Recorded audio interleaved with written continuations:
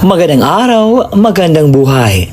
Lalong raw na sa ating mga minamahal na mga senior citizens.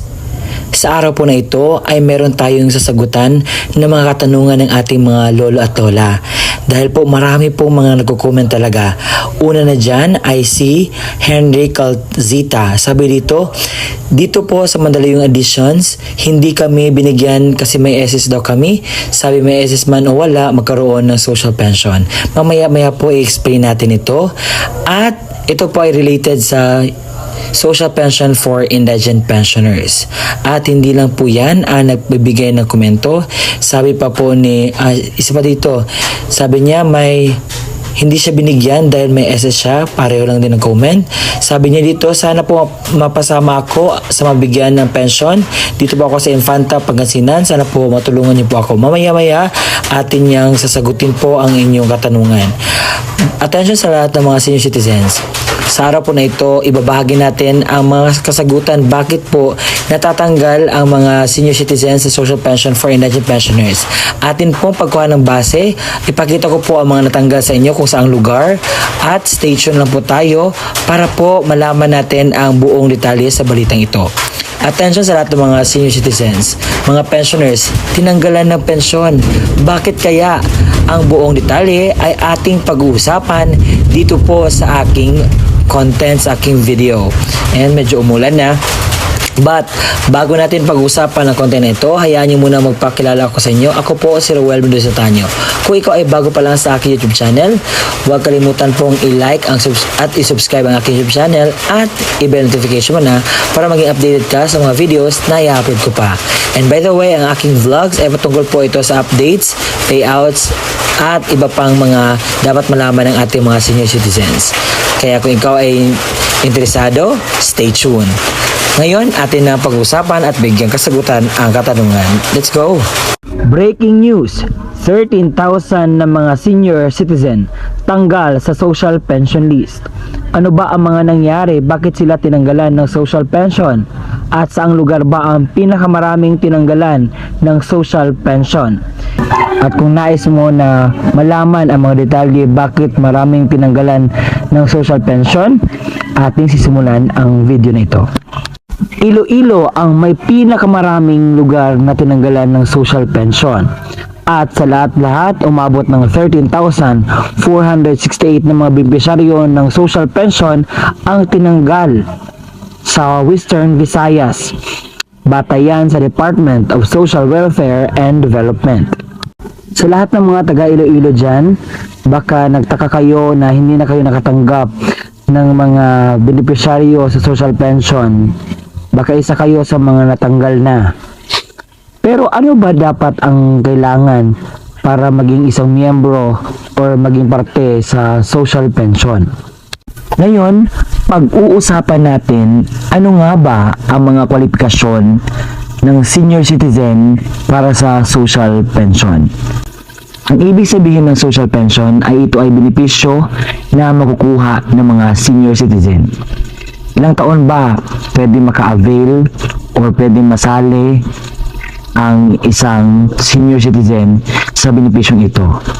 Kung ang isang tao ay may edad na 60 years old and above. Kasi yan naman po yung timeline na tinatawag tayong senior citizen.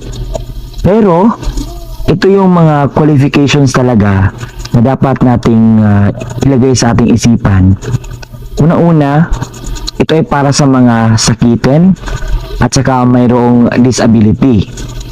Pangalawa, walang pension na natatanggap sa gobyerno o kung sa anumang mga private institution. Kung ikaw ngayon ay nakatanggap sa SSS, GSIS, so hindi ka po belong sa benepisyong ito. Dahil po nakalagay po doon na para lamang po sa mga walang tinatanggap na benepisyo buwan-buwan. Pangatlo ay walang permanent na income. Ibig sabihin walang trabaho, walang panghanap buhay. So ganoon. Ngayon, alamin natin bakit marami ang natanggal sa social pension. Ano po ba yung mga rason? Batay sa pag-validate ng DSWD, nakita nila na may 1,327 na tumatanggap ng pensyon galing sa SSS and GSIS. 830 ay tumatanggap pa ng honorarium or sahod. 331 tumatanggap ng regular na support sa kanilang pamilya. At yung iba ay namatay na. Yung iba naman ay nag-iba ng location na kanilang pinagtitirhan. At ito po ay very red flag dahil po ang qualification na ating pinag-uusapan kanina. Unang-una, kinakailangan wala pong tinatanggap na kung ano na pensyon sa iba't ibang institusyon. So ito yung 1,327, automatic po natanggal na po yun sila. Dahil ang nasa qualification walang-wala po. Yung mga tao dapat na walang tinatanggap na mga pensyon. Baka kasi ang nangyari o ang mangyayari nito, dalawa na yung tinatanggap nila. Nakatanggap pa sila sa GSIS or SSS, tapos meron silang social pension. Yung iba naman nag-aantay dahil yung first lot kasi itong social pension. So, mabuti naman at nag-validate si DSWD dahil marami pa ang nasa waiting list na papasok at tatanggap ng mga pensyon. At yung ano naman, pangalawa is walang income. Pero itong mga nakakuha ng support galing sa kanilang pamilya ay hindi po pwede na maging kasali sa social pension. And lahat po ng mga natanggal, bigyan po natin ng oportunidad yung iba na hindi talaga at walang-wala talaga sa buhay. Dahil sa sobrang hirap po ng panahon, yung iba ay hindi na makasadong makakain sa tamang pagkain. And I hope na mag-validate pa more ang DSWD nang sa gayon marami ang makakatanggap ng benepisyong ito. Nakuha ng Iloilo City ang pinakamataas na senior citizen na tanggal sa social pension na umabot ng 5,324. Kasunod niyan ang Negros Occidental na natanggalan din ng 3,282. Kasunod niyan ang Capiz na tinanggalan din ng 1,594. Kasunod niyan ang Aklan na tinanggalan din ng 1,494. Sumunod dyan ang Antique na natanggalan din ng 1,308. At panghuli, ang Guimaras na natanggalan din ng 466 na social pensioner. At kabuuan, umabot ng 13,468 na mga social pensioner ang natanggal. Sa mga senior citizen dyan na hindi pa alam kung paano ba mag-apply sa social pension, ito po ang panoorin ninyo. Tayo po ay mag-a-apply sa DSWD. Alam ko mayroon na kayong ideya kung ano po ang DSWD at kung saan po ang pinakamalapit na DSWD office sa inyo. Doon po tayo pupunta. So, una-una po ang gagawin natin is mag-fill out tayo ng form na magpa-register tayo doon.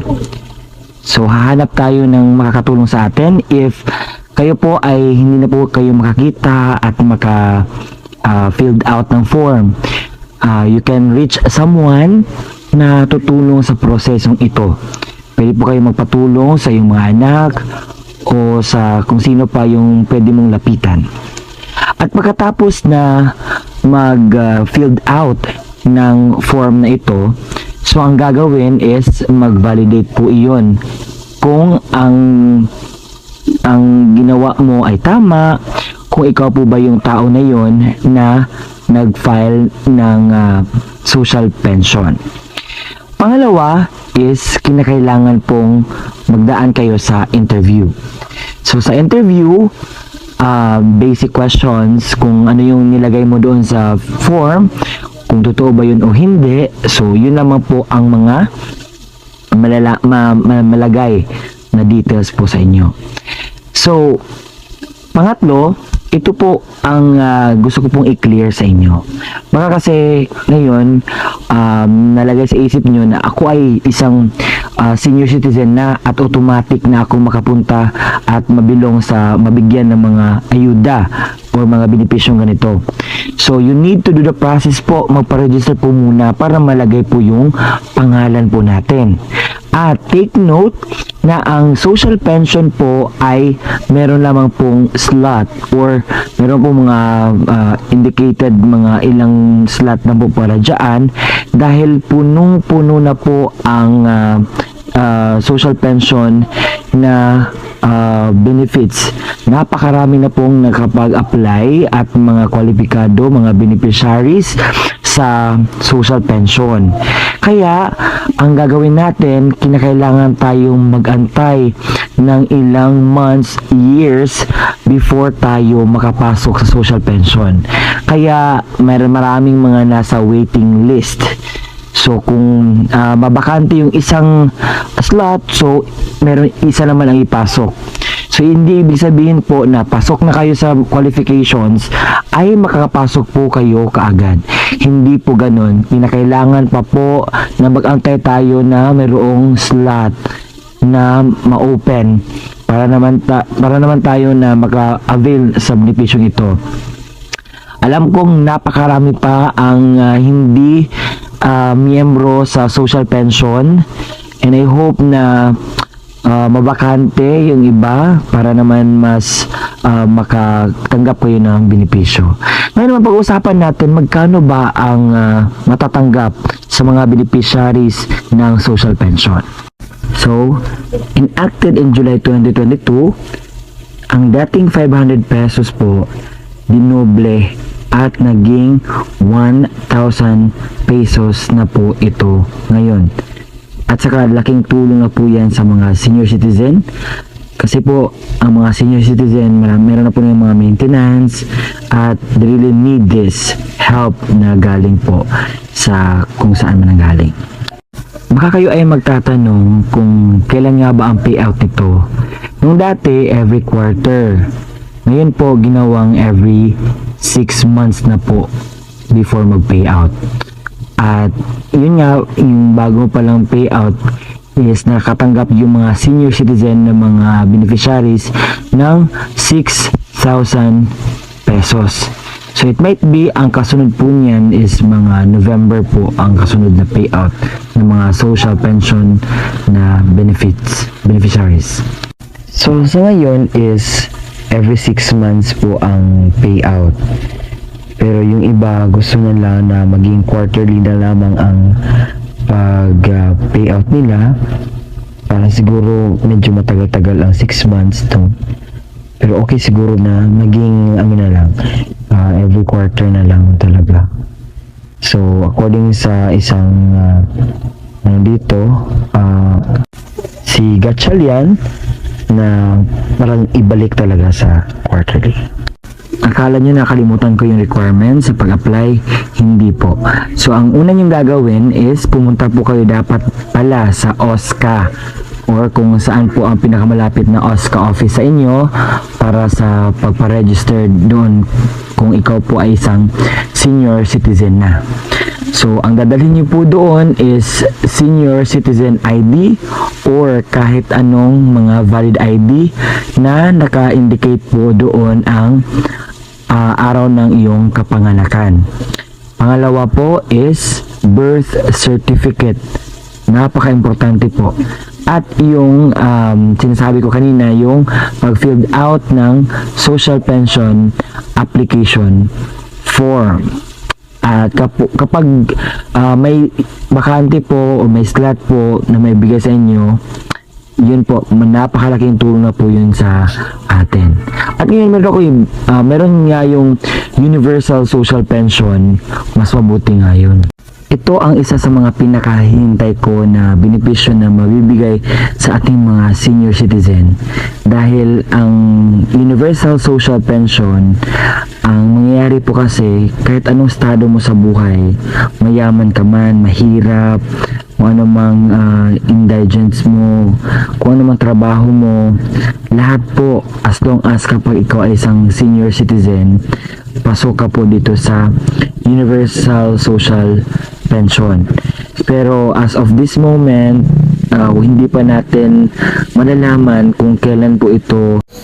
At yun po ang kumpletong balita na dapat pong mapakinggan sa mga nagko-comment po, at na sana po na-address ko ang inyong concerns patungkol po sa mga bakit natanggal, ano ba yung mga rason bakit hindi na makatanggap ng pensyon, at yung mga gustong sumali po sa Social Pension for Indigent Pensioners. At ako po ito, si Ruel Menesetanyo, nagpapasalamat sa walang sawang pagsusuporta at pagsusubscribe ng aking YouTube channel. Hanggang sa muli nating pagkikita, bye-bye!